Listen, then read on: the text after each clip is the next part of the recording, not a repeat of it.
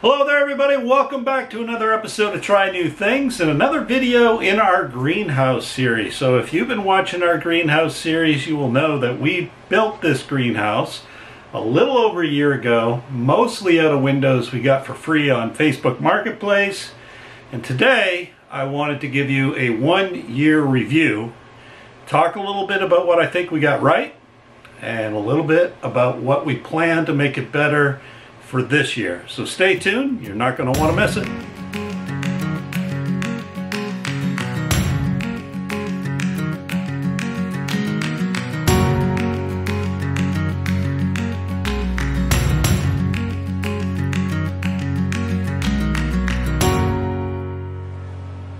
All right, going back memory lane to just over a year ago, we finished building this greenhouse out here at the farm.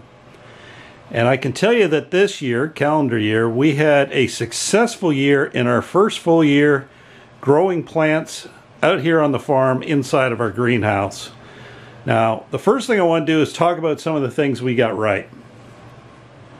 The first thing we got right is accounting for enough rainwater storage or water storage. If you don't have water readily available, and even if you do, it's a good idea to use what nature gives you for free. And we use this 300-gallon tank that you can see just outside the windows there. And 300 gallons proved to be more than enough to meet the needs of the greenhouse. Now, if we started robbing from it to water some of the fruit trees, it got pretty low. But overall, 300 gallons is absolutely plenty. Now, I was under the delusion that using gravity alone, because I bought the tallest tank I could find, would be enough pressure to water the beds and plants in the greenhouse. But that turned out not to be true. So another thing we got right in the end is installing this booster pump. And that little booster pump gives us all the pressure we need through the nozzle of the hose to adequately and easily water all the plants that we have in our beds. Now obviously there's no plants in our beds right now because it's January and there's a little bit of snow in the air. But that leads me to the second thing. Blocked off for the season with some insulation in a plastic bag is our solar powered fan. And I would say that is the biggest thing we got right overall. No surprise to anyone, it gets really hot in a greenhouse in the summer. Don't go small or cheap on your exhaust fan. Doesn't have to be solar, but ours worked like a beast and I love it. And there's a video on that if you haven't seen it and you're interested. But that's definitely something we got right, is accounting for removing some of the hot air out of the greenhouse. Now at the other end of the greenhouse, in a similar vein, we've got this automatic hydraulic vent opener. And I've got it attached to that old window. And when the temperature gets to a certain point, it automatically opens to assist with venting out the hot air. Staying with the theme of it gets hot in a greenhouse, also installed this shade cloth during the middle of the summer last year because it was just incredibly hot and sunny in here. And that was easy enough to install, but made a world of difference in my opinion. So, should have thought about that in the beginning, but we got there pretty quickly in our first year, and I'm pleased that we installed the shade cloth overall. So the next thing we got mostly right are the workbenches or planting benches. So this one here is pretty much a level surface. I did get a hold of some expanded metal grate. You can see through it there.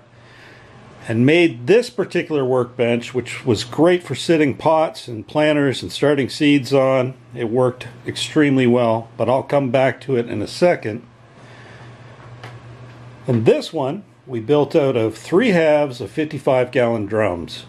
And this wasn't so much for starting seedlings, but we were growing vegetables in here throughout the spring, summer, and fall in our first year of the greenhouse.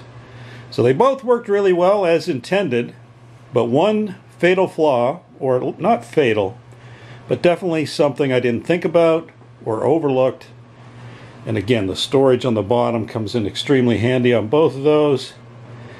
But what we didn't account for is when we're watering the plants, or as the water for the plants seeps through the drain hole in the bottom of these, it was coming down and drenching everything we had in the storage underneath. So somehow this spring, or before I start planting, I've got to account for that and come up with a way to divert any water that falls through so that it comes out and falls down on the floor. So that was something that definitely could be enhanced. Similarly on this side, but not to the same extent, because I only have 3 drains, one for each. Maybe I can run a hose to those and run it directly to the ground. Otherwise, I've got to avoid putting anything directly under those. So that's something we definitely could have done better, and we'll work on addressing this spring. What else would we change inside of the greenhouse?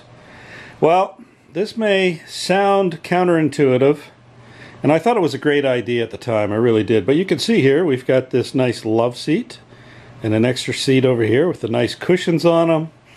In theory, we were thinking we would spend a lot of time sitting in here and relaxing. Reality is, we spent no time sitting inside of those chairs whatsoever. I've probably got 10 minutes of seat time, and that's the total for 1 year. So, what are we going to do about it? Well, we're definitely going to be taking these out, and what I found was I quickly consumed all the space I had with plants. Even went so far as to install some hanging baskets, which worked well. I had some tomatoes and peppers growing in those this year. But what I miss is having a working station. So in between these 2 heat sink barrels, I'm going to build a new bench that's going to be my planting station or work surface, so that I can leave all this free for growing vegetables throughout the 3 seasons. So that's task number 1 for improvements here in the greenhouse this coming spring, or this spring that we're in preparation for 2024. And you can probably see what I'm already thinking as well. So one thing we did wrong in our first year of growing is I planted too early. So I think it was the end of February last year I started seedlings in here. Now I do have a heater, which keeps it fairly warm in here. Not balmy, but warm enough. But my plants, my seedlings, didn't start out great, and they didn't grow fantastic. And there's really a couple reasons for that. One is soil temperature in order for your seeds to germinate. So we're going to fix that by using these heated seedling pads. And I've got it sitting on a sheet of insulation so that heat just doesn't go through the expanded metal, and upon which we're going to start our seeds this year. Another thing that affected our success with starting seeds in here too early, or in February, was not enough daylight. So I do have some lights that I'm going to set up for grow lights, so that we can get started more successfully a little bit earlier this year, and that'll be in a future video. So I'll show you the grow light setup and us using the new heated mats. But want to be more successful than we were this year, and I still may start in March instead of February. But yeah, that's one thing, one lesson learned, is you can't start plants too early unless you make accommodations for those. One more thing we can do to bolster the strength of our little seedlings. So we had wimpy little plants due to the short days, not quite warm enough, and also no circulation of air.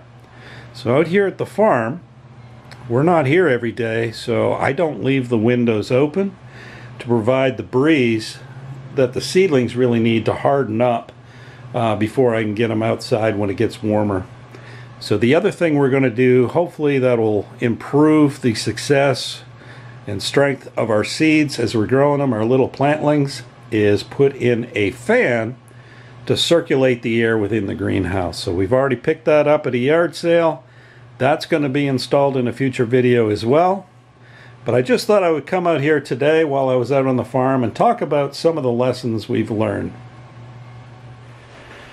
So that's going to be it for this video. Just a short one talking about what we learned in our first year, some of the things we got right, and some things that we can do better and be more successful this growing season.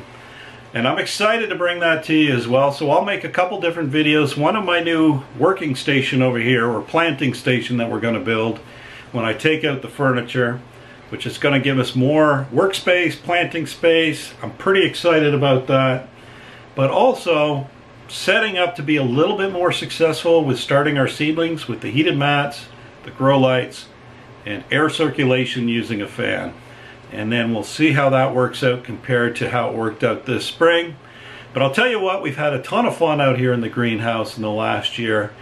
I'm super happy that we built it and decided to do it, and I can't wait for another season of it. But that's it. If you have any questions or comments, leave them below. Don't forget to hit like and subscribe, and we'll see you in the next video. Bye-bye.